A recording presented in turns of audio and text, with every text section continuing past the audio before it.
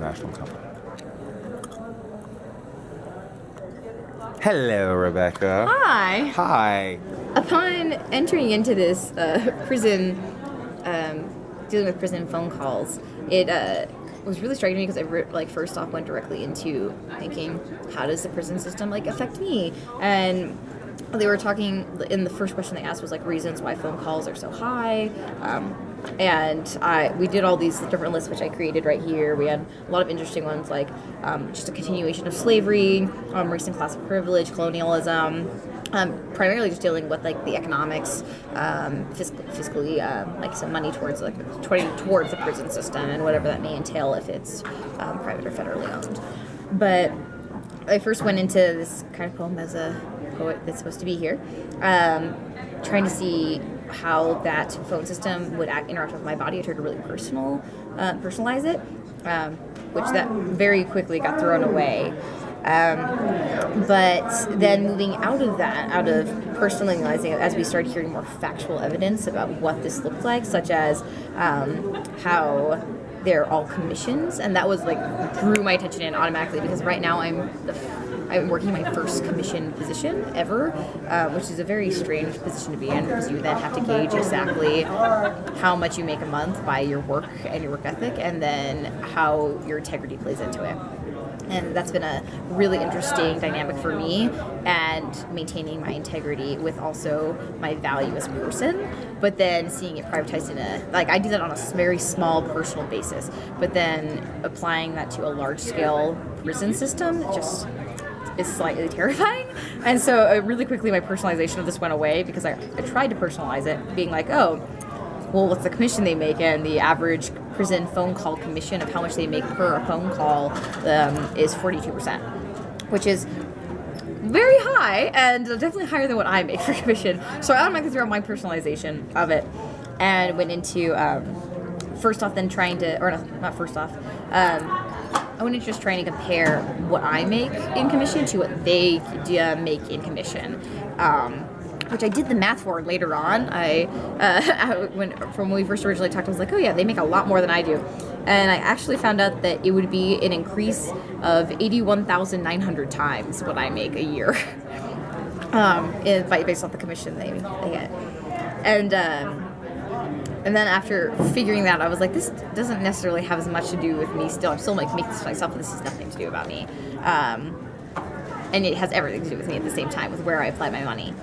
So after I heard that math statistic, I really tried. I just couldn't get out of my brain how many people that would be affecting, especially as they were talking about different stories of parents and children trying to get in contact with their family members that are in prison, and how hard that is and how rare, especially because a lot of people who are in prison, men specifically, are the primary breadwinners of those families. So when that is gone, these families go on fixed incomes where they rely on a single parent or moving in with another family. Their income is greatly decreased, and the ability to then contact these other family members in prison exponentially goes down, because they don't have the funds to put aside to contact these family members, and these family members could be in a prison that's really far away, or be moved to a different prison that's even out of state or something, depending on the circumstances. And so slowly but surely, less and less contact comes involved with these family members. And one of the biggest things that they brought up with that is what is rehabilitation, because they greatly show that people who have contact with people outside the prison system, with family, maintaining relationships, relationship continuation is greatly needed to start with rehabilitation of criminals into outside the criminal justice system, or you see people come right back, and they are eliminating that essentially. And so you see people there's just too much of a correlation there to not to go after it, not to actually have a discussion about it. And so then I started looking up all the numbers of what that might look like in a large scale, of how many people are in prison right now. What would it look like if family members could call a week? What were the averages of money that is the average of money commission? And I said 42% earlier, but that doesn't make there are far greater ones. The one that we heard that was highest that we heard, but nothing is confirmed, is 62% commission. And then that phone calls, they ranged between $12 to $38 for a 15-minute phone call. So I just did kind of an average of those. So I went for the average of the 42 average commission with, let's say, $20 for a 15-minute phone call. So right kind of in the middle. And came up with all this wonderful little math that I have lots of arrows for and pretty things that I'm writing as I'm going along because I'm trying to understand my own material because I have to do that. This is like my 8th grade algebra class where you had to explain all of your work, which I was terrible at. I am awful at math, except algebra 2. I was really good at that somehow. But like this whole thing, I felt like if I could talk with some of my math teachers, they'd be very proud of me. And I'm writing poetry in between it, so it's an integration of mathematics and not literature necessarily, but writing. So I started making different comparisons about this as well. So I will read to you, after all of that lovely backstory, what I've been coming up with right now. And by no means is this a finished product, since it's just something I've come up with today. But I'm really excited about it as an idea, and it's helping me really understand the economics of this prioritization, which I was already interested in, but now I'm like massively interested in. If every prisoner in the United States could afford to make just one 15-minute phone call a week, the prison commission would be $2,620,800,000. It could pay 117,731 college tuitions. It would span 253,972.7 miles as $1 bills placed side by side. It could round the earth 10.2 times. It could make a phone line to reach the moon. And it could make 223,496,000 bedsheet nooses as well.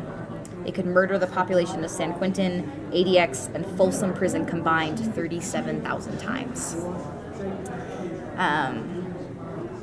And I did more math for that, which is really interesting. Those are just 3 major top security prisons, not even the largest ones.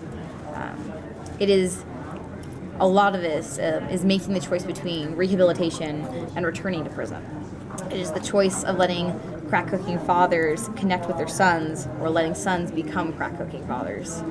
It is paying the bonus of a prison warden over a birthday or Christmas phone call. It is creating the parallel of financial profit between phone sex and functional family dynamics. It is 2,620,800,000 reasons why prisons are privatized and invested in the same as Walmart, IBM, and Apple. I don't want to buy an overpriced sweater. I want to purchase a couple minutes of your time. And that's kind of like how I'm viewing it right now, because those numbers that are all like adding up, all of these things, these phone calls, these communicative reasons are also ways that they see people not only rehabilitate into society and not come back into prison, but also ways that they maintain sanity within terrible prison natures. And so you see one of the most common things when people are left in isolation, whether that's in like solitary confinement or just isolation from the outside world and being induced into a terrifying nature where the prison system is notorious for bringing people out harder than when they came in, that you see suicide go up tremendously.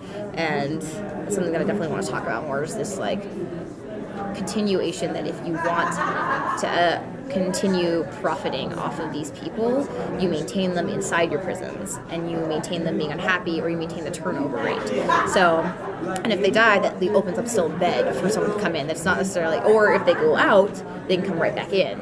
You're just maintaining a social behavior to make it harder for them to actually enter back into society, or to ever enter back into society. And there are a couple other numbers I was trying to work with at the time, especially because one of the things that has been really interesting to me that wasn't paralleled with this, but now feels very concrete in how they interact together, is how prisoners are forced to be in solitary confinement and what happens in those environments, and how many of them go completely insane, or there are like multiple terrifying stories about what that looks like, whether they're prisoners that have been who have like gouged out their own eyes because they can't tell the difference of what they're looking at anymore, and they go crazy. Or people who like start eating their fingernails because they don't know what's going on, or they use their fingernails to like cut open their wrists, and they're far more horrifying stories. But this was a really interesting workshop that's definitely got my brain stewing about, and that's the beginning writing that I have for it. And I think the facts that they present to us really presented an even larger fact of how these interact. It's just a continuous interaction, maintaining privatization in prisons and just prison dehumanization for sure, and economic gain within prisons. Lots of money.